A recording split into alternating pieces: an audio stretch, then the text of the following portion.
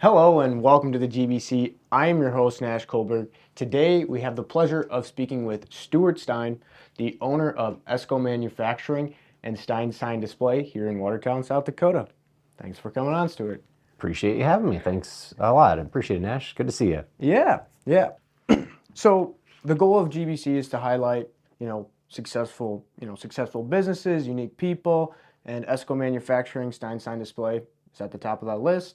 What's kind of the origin story here, and how did we get to today? Well, first of all, thank you. It's great to be here, and I appreciate you taking some time to visit with me.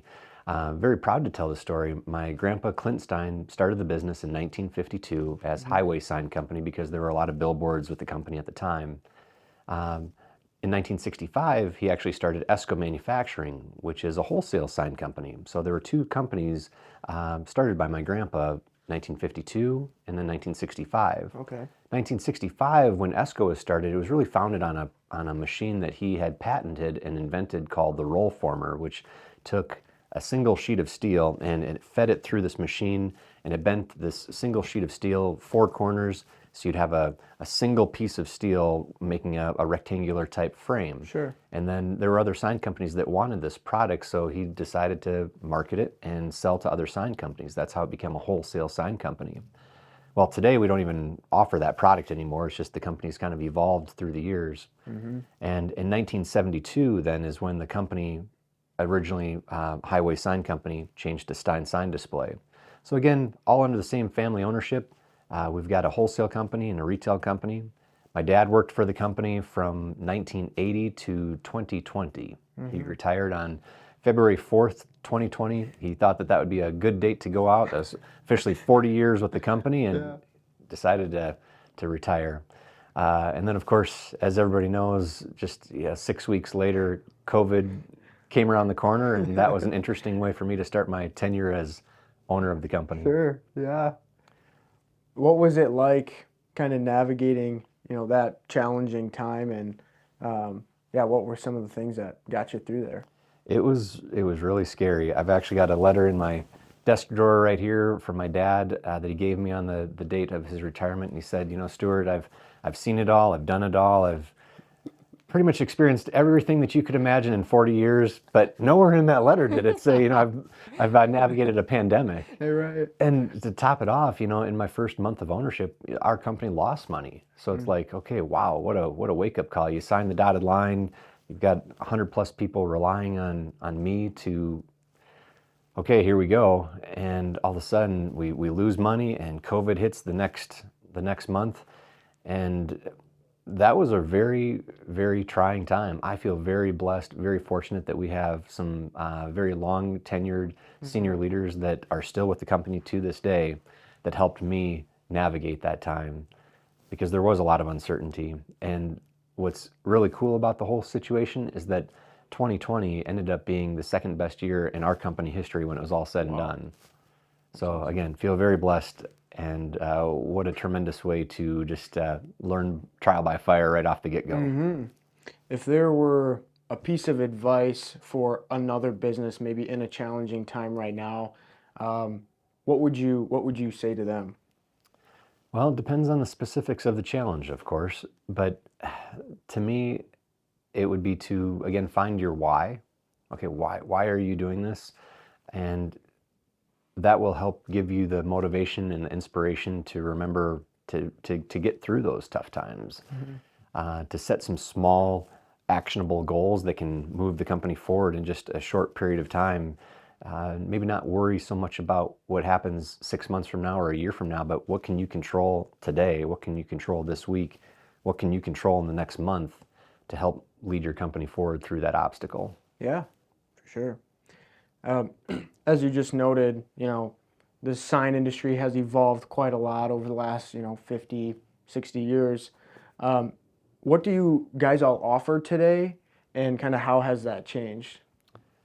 Yeah, so I guess the easiest way to put it is that basically anything signage related we can provide, whether it's interior, exterior, non-illuminated or illuminated, billboards, flashing signs, color changing signs, you name it. I mean, anything signage related, we can pretty much provide.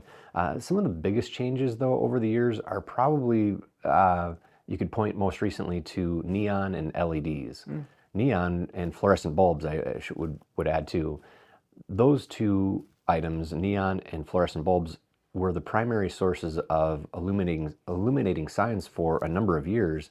But really, when I started to join the company about 10 years ago, that's when LEDs, it seemed like we're starting to pick up steam. And at the time, it was kind of a mix between lighting signs with fluorescents and LEDs. And now, I can't remember the last sign that we illuminated with a fluorescent tube. It's all LED. Sure.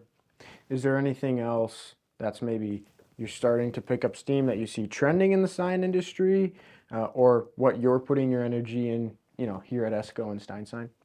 I've always been really curious to see if the solar-powered signs will start to gain traction, and I think that there are some out there, but it hasn't got to the point where it's full-blown. That's what everybody's offering, and that's kind of the next new big thing. That and digital signage just in general is always going to be pushing the envelope. It seems like whether it's through Daktronics or some of the other major providers out there, interior or exterior digital signage, the stats show that is just continuing to skyrocket. You just mentioned Daktronics. I'm sure you have a few key partners that you guys have been, have a great relationship with. How do you maintain and preserve those great relationships, throughout the history of the company in the future? Yeah, Daktronics is a great example. We're a customer of theirs because we purchased digital billboards and message centers from them. And in turn, they're a customer of ours where we provide the signage that goes around all the message centers that they provide and sell to big scale venues such as Madison Square Garden, Little Caesar Arena where the Red Wings play, Target Center. Wow. Tons of different venues that we kind of get to lay claim to fame here from little old Watertown and Webster, South Dakota, that we have a part in those major venues. But the partnership aspect is they realize that we're not perfect and we're going to make mistakes, but more times than not, we deliver, we go above and beyond, and we make sure to take care of them as best as possible. What's the process like for, somebody looking for creative, specifically in the digital billboard world, and how does that, change? How does that work? How does the electric billboards work? It's actually pretty convenient. It's all cloud-based. And so, again, working through Daktronics, anytime that we have new advertisers that want to swap out content, we're able to have their customers send us graphics, or our design team can create the graphics, upload it to the system, and then each billboard has specific slots, say 10, for example, at 6 seconds apiece. We allocate the slots by the advertiser and how much they're paying for ads, whether it's a low frequency or a high frequency. And it's really just kind of a plug and play, drag and drop type system. And when you've got, I think we're up to 12-ish billboards, it does get you've kind of got a long list of making sure that you're dragging it into the right spot.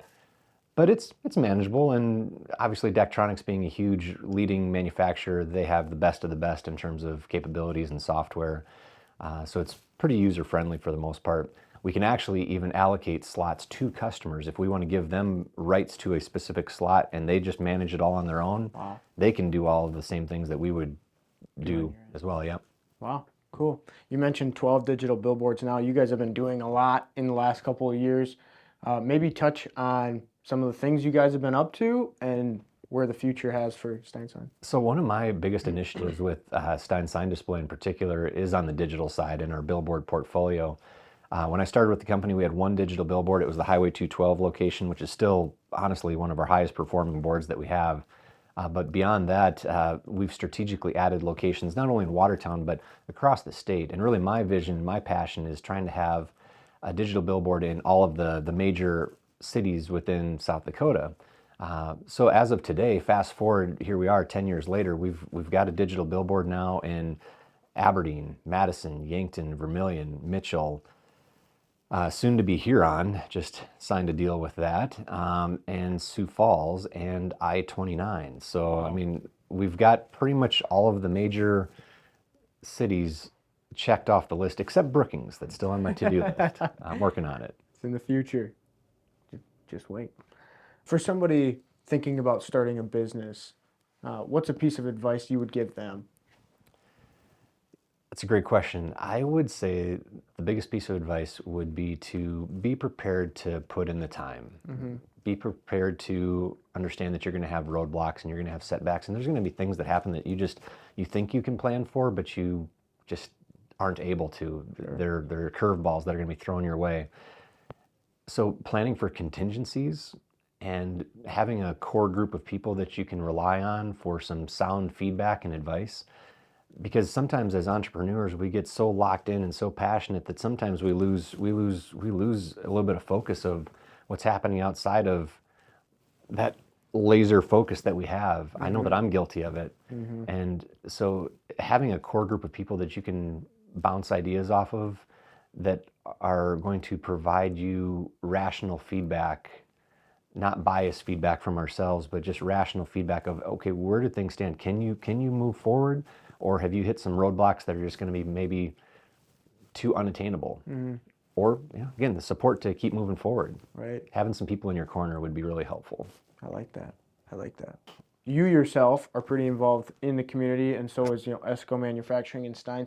What does that look like, and how important has that been to the success of your business? Well, I feel fortunate that my family really encouraged me to stay involved and active growing up. To this day, I'm serving on the school board, my 10th year, about a quarter of my life. Hard to believe. Active with the church, our praise team, other various things throughout the community too. But it's a way for us to give back, not only me to give back, not only from a financial standpoint from time to time when I'm able, but at the same time from a time perspective. And that's important because that's part of our vision statement, which is creating a wow experience for our team members, customers, and communities. And in order for me to #live the vision, I've got to be able to do that too for the community. Cool. You had mentioned your why earlier. What is your why? Okay, well, that's easy. It's right here. My family, feel very blessed, very fortunate. They're why I come to work each and every day. My dad sacrificed paychecks through the years just to help keep the company afloat. It hasn't always been in a strong financial position. And hearing those stories and fast forwarding to where we are today, it just makes me very grateful and very appreciative of all the people that choose to work here. So not only are they my why, but the family and the work and the team members that are here are my why.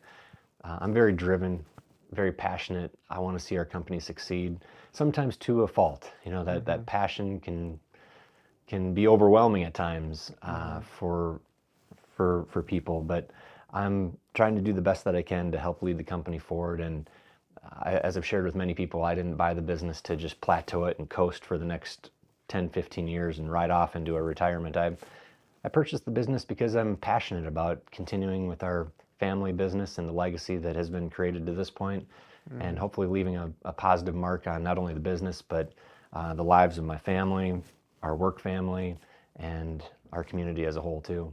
That's awesome. That's a great answer. Sure. You've mentioned having employees here for a long time.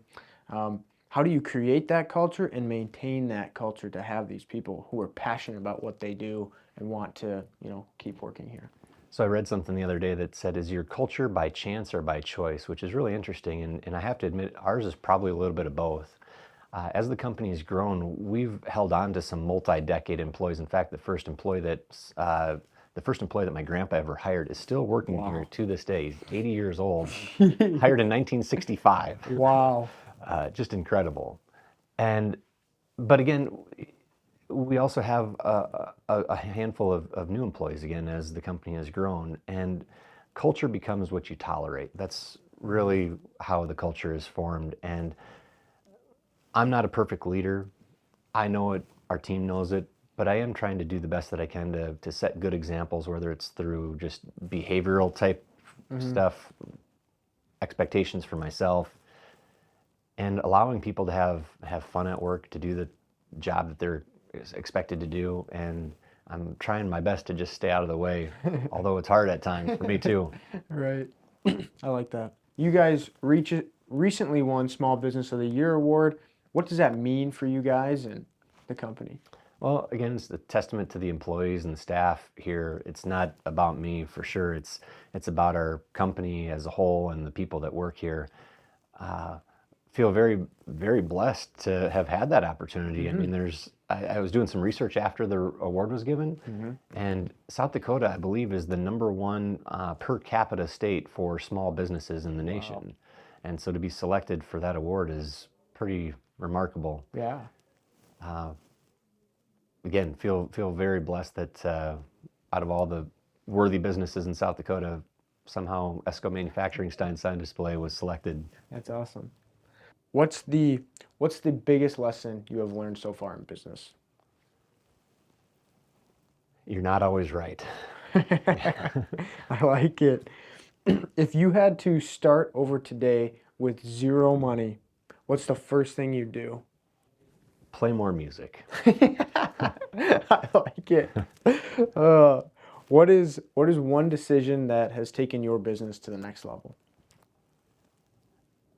Implementing some of the key principles from a book called Traction. Okay.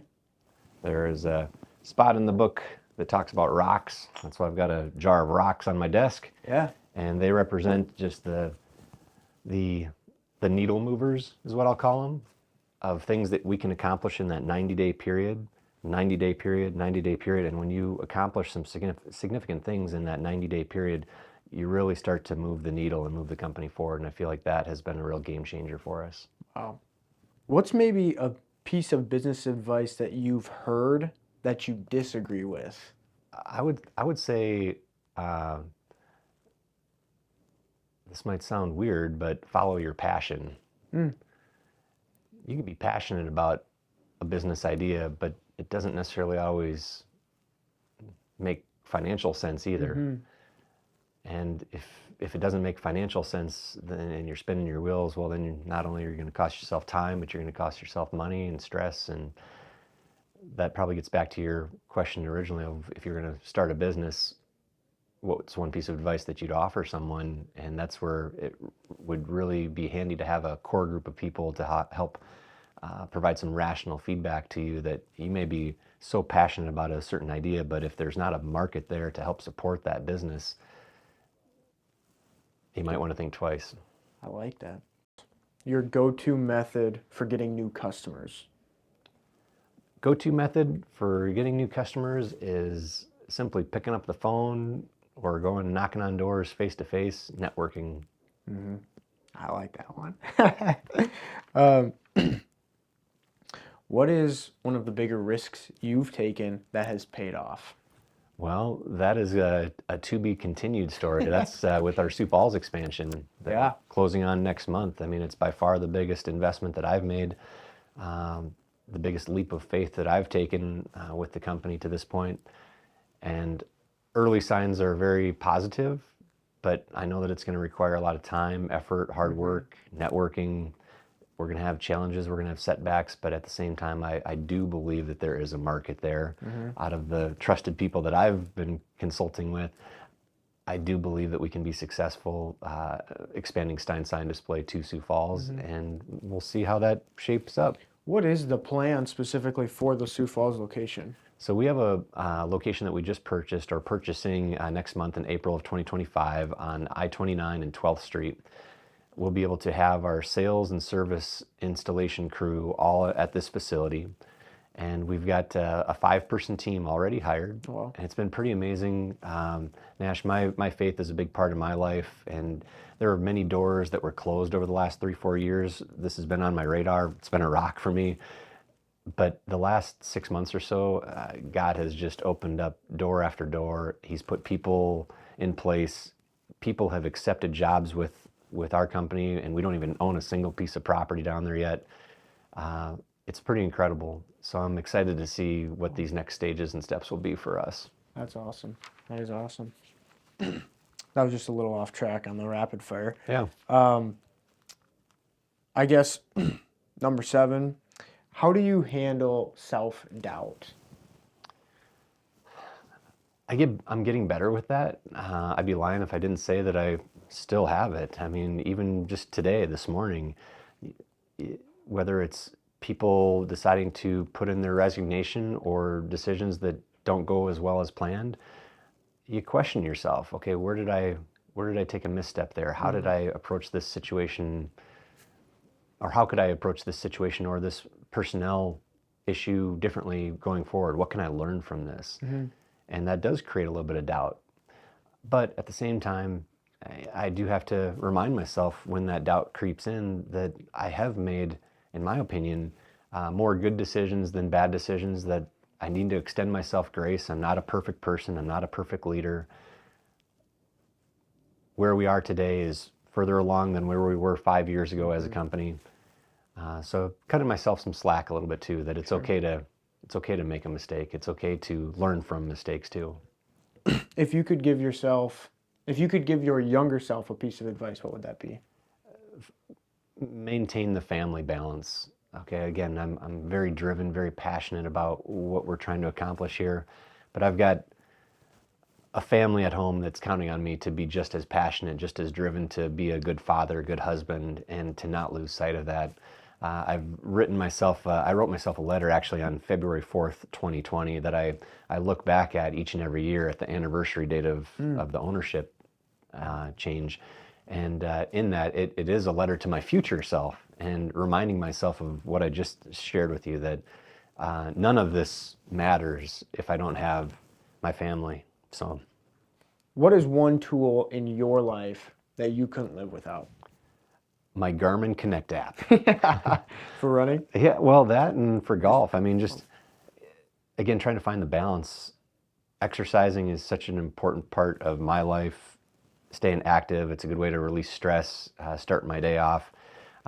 So my Garmin Connect app, my alarm that gets me up at 4:38 a.m. I've got a good routine that I'm in. So sticking to that has helped me to this point. It's obviously worked, because I don't know if you guys have noticed, but Stuart is jacked. And then we'll leave it there. You mind sharing your morning routine? 4:38 a.m., get out of bed, get to the wellness center by 5 a.m., work out till 6:30, back home, eat my Greek yogurt, my whey protein, a quarter cup of blueberries, and I'm off. Perfect. I love it. Why 4:38? So I can get to the gym right at opening time. Always the closing. It's always the closing I get hung up on. Well, Stuart, we want to thank you for coming on and taking your time. I hope you guys at home have gotten something of value from this. Don't forget to like, comment, and subscribe, and we'll catch you next time. Perfect. Cool.